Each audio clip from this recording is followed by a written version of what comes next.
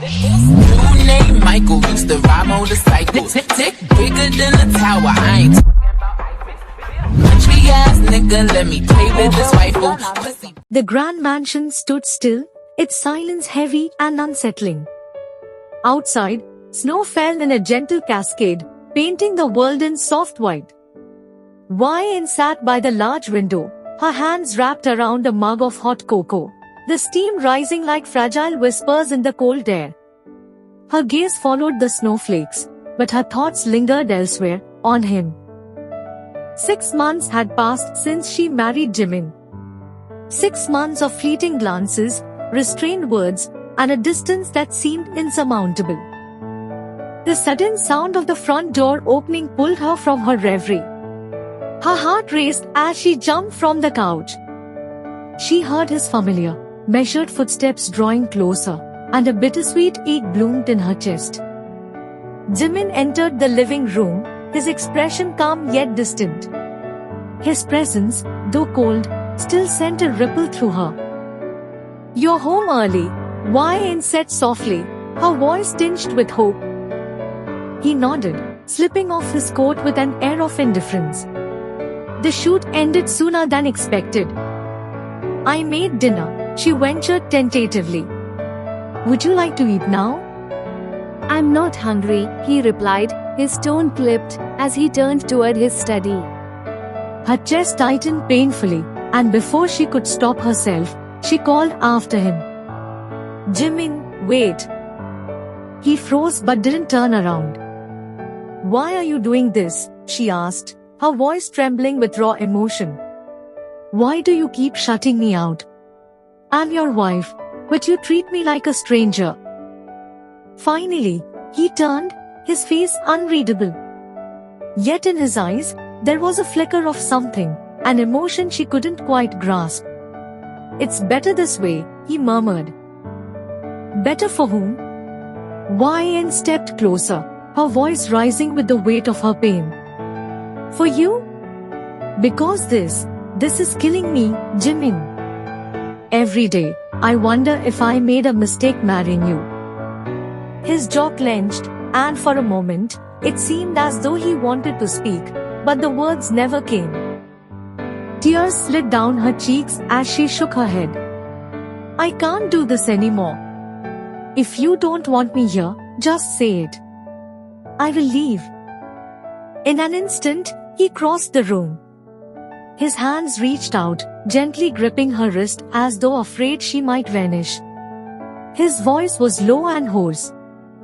"Don't say that." "Why not?" she asked, her voice breaking as she looked up at him, her tears glistening in the dim light. "You don't care about me. You don't even look at me." "I do care," he said, his voice barely above a whisper. His grip on her wrist tightened slightly as if anchoring himself. "More than you know." "Then why do you act this way?" she asked, her words spilling out in a broken plea. Jimin exhaled deeply, running a hand through his hair.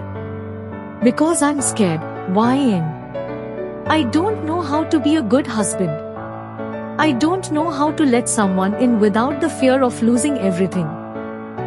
Her heart ached at his vulnerability, the raw honesty in his words. "Jimin, marriage isn't about being perfect. It's about standing by each other, even when it's hard. But you've been pushing me away from the very beginning." He looked at her then, his eyes filled with regret. "I thought keeping my distance would protect you from me.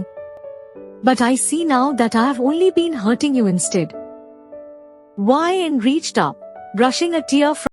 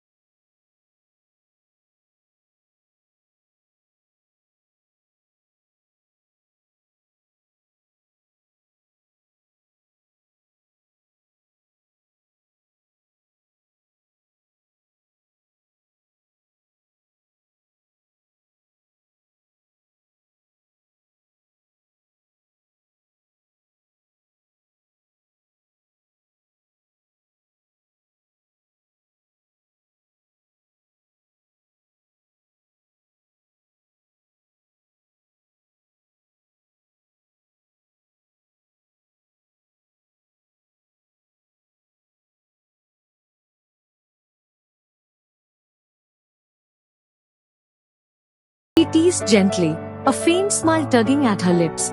But I'm here anyway. For the first time in months, his lips curved into a smile, a real, unguarded smile that warmed her more than any fire ever could. Slowly, he leaned down, pressing his forehead to hers. I will do better, he vowed, his breath mingling with hers. I will make this right.